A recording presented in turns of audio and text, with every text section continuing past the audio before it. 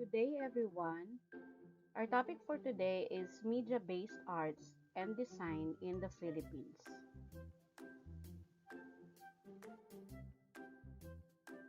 The media-based art and design trends are the following: photography, film, animation, print media, digital media, and product and industrial design. Number 1, photography. Means to express themselves, to explore colors and lights, and to change the way they produce and look at images.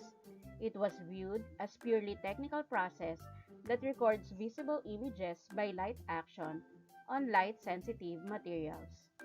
Characterized as A. Self-expression.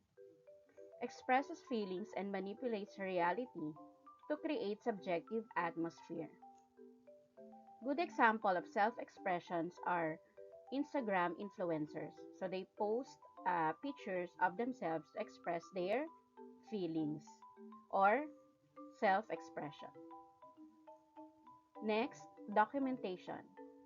Capture a favorite memory or document our tradition. Examples of documentations are wedding photographers or photographers who capture moments, special events in our life. Next, communication.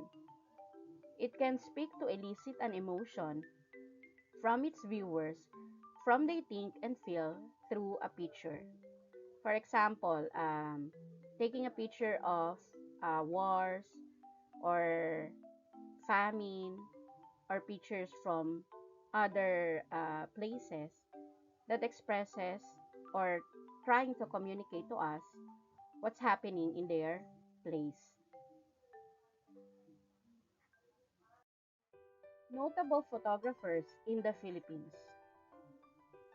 George Tapan.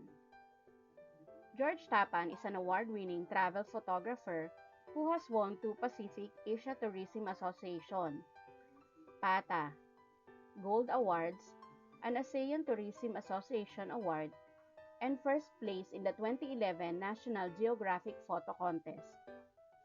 His highly acclaimed work has been published in 5 travel photography books. So, kung naalala niyo si George Tapa nung second quarter, siya yung nag-post ng video about forced perspective photography. Next, John K. Chua is best known as an advertising and commercial photographer with over 40 years of experience in this field and numerous local and international awards for his work. At the same time, he has applied his photo artistry to showcasing the beauty of the Philippines. Next, number 2 is film. Another form which has risen to tremendous heights within the last century is film or cinema. As its early name, motion picture, declared film brought into play that of moving images. So what are the technical characteristics of film? Number 1 or letter A, directing, conceptualizes the scenes, directs the acting, supervises the cinematography, and finally the editing and sound dubbing in much the same way as a visual artist composes an artwork.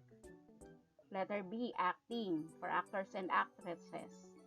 Art of acting for film through facial expressions, gestures, and delivering lines.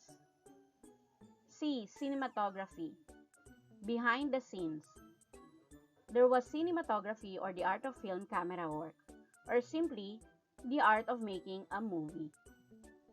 Letter D, editing, the art of selecting the precise sections of film, then sequencing and joining them to achieve the director's desired visual and emotional effect. Sound editing was also developed as films began to include more ambitious effects beyond the dialogue and background music. Next, production, recreated in physical terms, through location, scenery, sets, lighting, costumes, and props.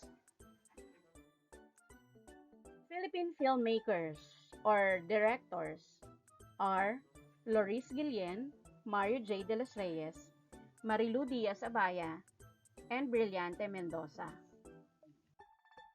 Loris Guillen, an outstanding female director, director of Salome 1981, earned international acclaim at the Toronto International Film Festival.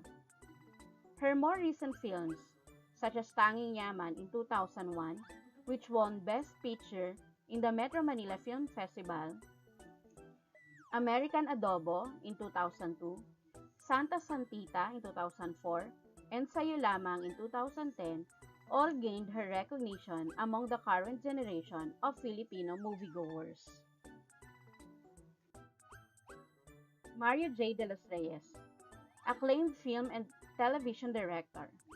The heartwarming drama film Magnifico won for him the Best Director distinction at the 2003 FAMAS Awards and garnered other local and international film awards as well.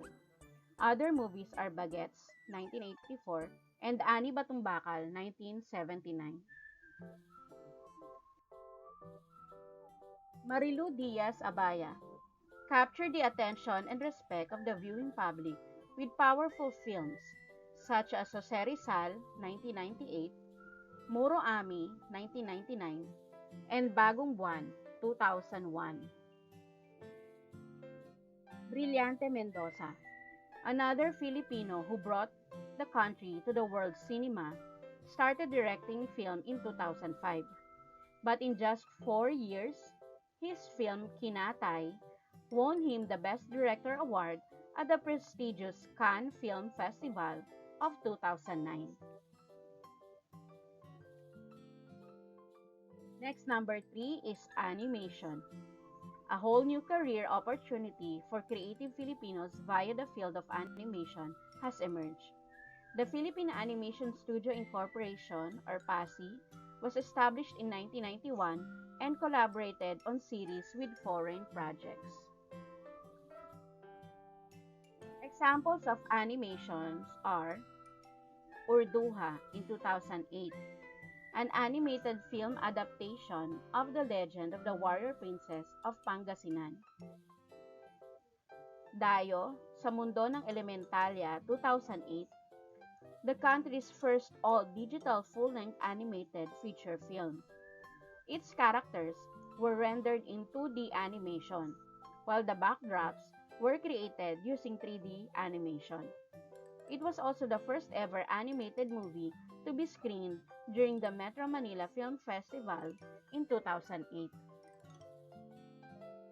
Mutya, Grand Prize in Animahinasyon 2009, Manila, Philippines. Gold Prize, 12 TBS Digicom, Philippines. And finalist, Professional Shorts or Short Films in CCAF 2011, Seoul, Korea. Next, RPG Metanoia. Another breakthrough was the first Filipino full 3D animated film, RPG Metanoia, co-produced by Ambient Media, Tomatrope Animation, and Star Cinema in 2010. Next, number 4, we have print media. One major field that still relies heavily on print media is advertising, characterized by scriptwriters, storyteller, layout renderer, ink renderer, colorist, and letter renderer. For example, comic books or comics. The popularity of Philippine comics began in the 1920s. Started as weekly strips in local magazines like Liwayway, and this translated into different regional dialects. Next, number 5, digital media. So kung may print media, may digital media. Digital is computerized. So this means that books were originally available only in print, but are now being gradually converted to digital format. And readers can now find, access, and enjoy these electronic books or ebooks via digital media tablets, ebook readers, and other handheld reading devices. Example, Wattpad. Wattpad serves as communities for millions of budding writers to share their original stories online. Flipreds. Flipreds is like a digital library which provide access to the works of Filipino authors and publishers. It is also opening up exciting new opportunities for young artists to do the digital design and illustration for all these upcoming titles. Lastly, we have innovation in product and industrial design as applied to furniture, lighting, and interior accessories. Okay, so number one is Kenneth Cobonpue. Cebu-based, is a multi-awarded designer and the creative director of Hive, a design and manufacturing facility for designers of interior accessories and lighting. Cobonpue's fresh and exciting concepts and excellent craftsmanship have earned him the acclaim and the patronage of discerning clientele the world over, including prominent Hollywood celebrities. Monique Louvillier. Also hailing from Cebu City, Filipina fashion designer Monique Louvillier first rose to prominence for her exquisite wedding gowns. But she has since become one of the darlings of the Hollywood celebrity sets, with several A-list stars having worn her couture creations to gala events and award shows as well as to their own weddings. Okay, lastly is Rajo Laurel. Si Rajo Laurel, isa siya sa mga nagdi-design ng mga gowns ng Miss Universe or Miss Universe Philippines. Probably best known to the public as a judge on the television series Project Runway Philippines, Laurel is a much admired Filipino fashion designer with several national and international awards to his name. He trained at New York's Fashion Institute of Technology and at Central Saint Martins in London. Okay, so that's all for our topic. Thank you for listening.